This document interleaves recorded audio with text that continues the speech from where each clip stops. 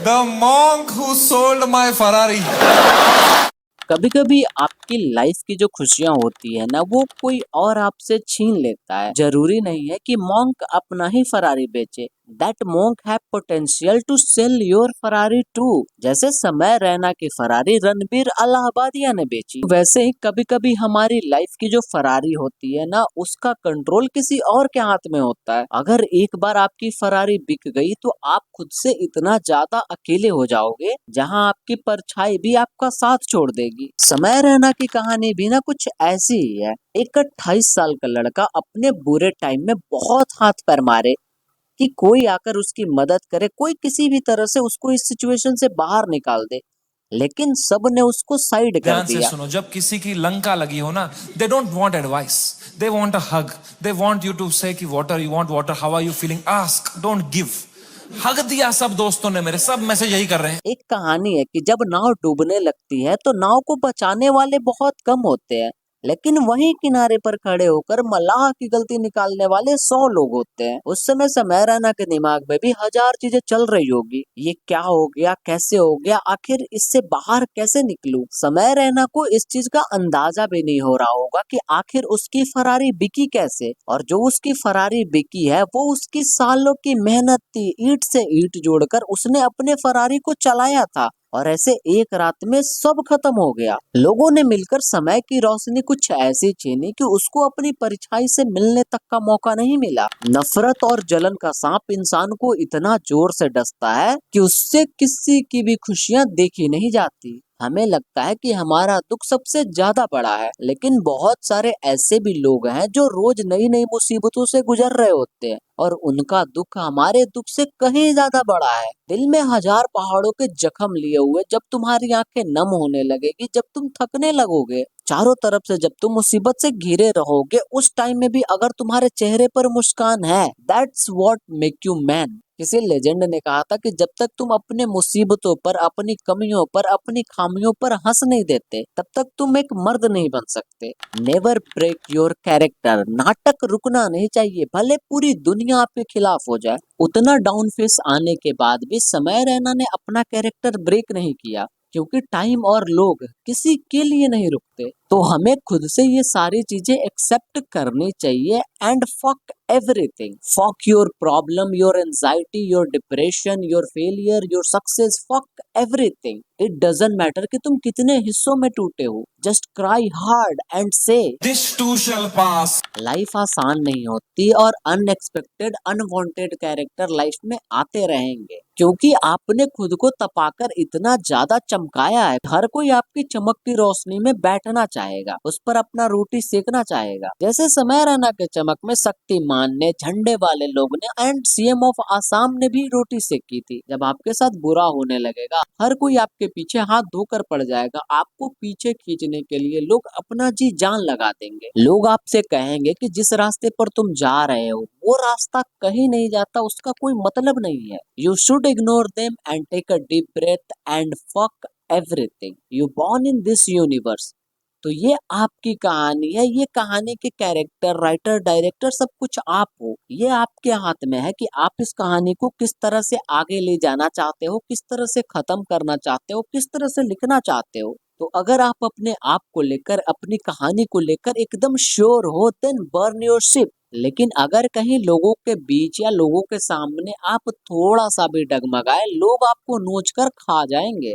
सबसे ज्यादा हर्ट आपको अटैचमेंट करेगा जब आपके वजह से आपके अपनों को परेशानी होने लगेगी। समय रैना के शो में जोक मारी रणबीर अलाहाबादिया ने, एफआईआर हुआ आशीष चंचलानी पे, शो बंद हुआ समय रैना का, स्टूडियो टूटे बलराज के, और पुलिस वालों के सामने पैर पर गिरकर माफी मांगी उसके बूढ़े माँ बाप ने। मार्क माय वर्ड, लाइफ यही है, और यही कहानी बार बार रिपीट होती रहेगी जब तक आप खुद से इस साइकिल को तोड़ नहीं देते। ये चीजें किसी न किसी रूप में हमेशा आपके साथ होती रहेगी, बस कैरेक्टर बदलते रहेंगे। आपको इस इमोशन वाले खेल में माहिर होना पड़ेगा, क्योंकि हर किसी के लाइफ में एक टाइम ऐसा आता है जहां सब कुछ दांव पर लगा होता है, और ऐसे सिचुएशन में इंसान लंगोट साड़ी कुछ नहीं देखता। रिस्पॉन्सिबिलिटी मेक्स यू वीक, लेकिन इससे भाग भी तो नहीं सकते ना।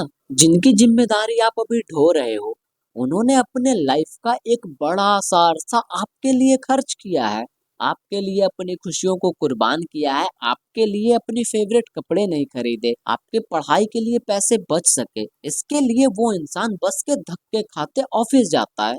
भले उस इंसान के पैर के अंगूठे मोजे से बाहर आ रहे हो, लेकिन वो इंसान अपनी मेहनत इसीलिए कंटिन्यू करता है ताकि तुम्हारे पैरों में नई जूते आ सके। भले आप कितने भी केओस में पले बड़े हो, लेकिन जो आपके माँ बाप होंगे या जो लोग होंगे जो आपसे अनकंडीशनली प्यार करते होंगे, इवन फॉर अ बिट उन्होंने आपको कभी ना कभी खुशी दी हो। लाइफ में एक दो ऐसे लोग भी होंगे जो आपके लिए खुद को पूरी तरह से सेक्रीफाइस कर चुके होंगे या फिर सेक्रीफाइस कर रहे होंगे, तो ये आपका भी फर्ज बनता है कि आप उनके लिए भी उतने ही समर्पित रहो। नेवर शो योर इमोशन, और as a tired human being ये आपको आना चाहिए। किसी के लिए हद से ज्यादा इमोशनल होना, उसके लिए अपने खुशियों को सेक्रीफाइस करना, ये जानते हुए कि हम जो भी एफर्ट उस इंसान के लिए डाल रहे हैं उससे उसको घंटा फर्क नहीं पड़ेगा। अगर वो इंसान आपके लिए सही नहीं है, फिर आपके सारे के सारे एफर्ट यूजलेस हैं। और ये सारी चीजें जानते हुए भी खुद को ना बदलना, खुद को वापस से वही चीज के लिए रिपीट करते रहना,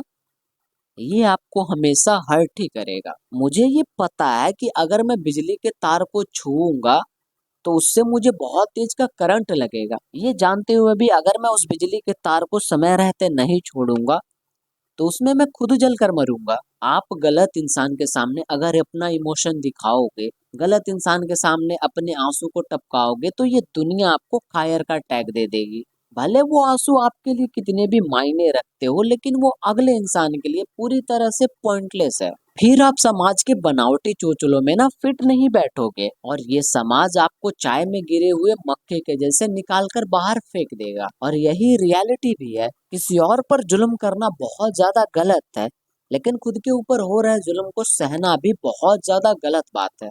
खुद को स्ट्रांग बनाओ, लेकिन पत्थर दिल नहीं। आपका दिल इतना भी कठोर नहीं होना चाहिए कि आपको किसी और के आंसू नहीं दिखे, किसी के इमोशन नहीं दिख रहे, किसी की तकलीफ नहीं दिख रही है। हर इंसान अपने दिमाग में केओस की एक जंग लड़ रहा होता है। उसे नहीं पता कि जो ये लड़ाई खुद से वो लड़ रहा है वो फेयर है भी या नहीं। दूर से जो भी लोग ये खड़े होकर देख रहे होंगे उनको कुछ समझ नहीं आएगा कि भाई ये खुद से खुद की लड़ाई कैसी है। हमें ये चीजें समझ नहीं आती है जब तक हमारी बारी ना हो। खुद के दिमाग में खुद से हुई जंग कभी भी फेयर नहीं होती। खुद से हुए जंग का आउटकम बस इतना ही है कि आप हारो या जीतो, इन दोनों केस में हारते आप ही हो, क्योंकि वो जीत आपसे वो सारी चीजें छीन लेंगी जिसके लिए आप खुद से लड़ रहे थे। हम हमारी नाकामियों के लिए हमेशा किसी और को ब्लेम करते हैं, लेकिन कहीं न कहीं उन चीजों में गलती हमारी भी होती है। जैसे लोगों ने समाज से गंदगी को हटाने के लिए समय रैना को ब्लेम किया बिना मतलब के, जबकि समाज में जो भी गंदगी हो रही है उसमें समय का योगदान 1% भी नहीं है। और यहीं पर समय की फेयर फाइट वाली बात सच भी होती है। You only fight when the fight is fair, when you have a chance of winning. You only fight when the fight is fair. When the fight is not fair, you fuck off from there. लेकिन Samay Raina, your fight was unfair and we deeply apologise to you. और यहाँ तक देखने के लिए बहुत बहुत बहुत थैंक यू।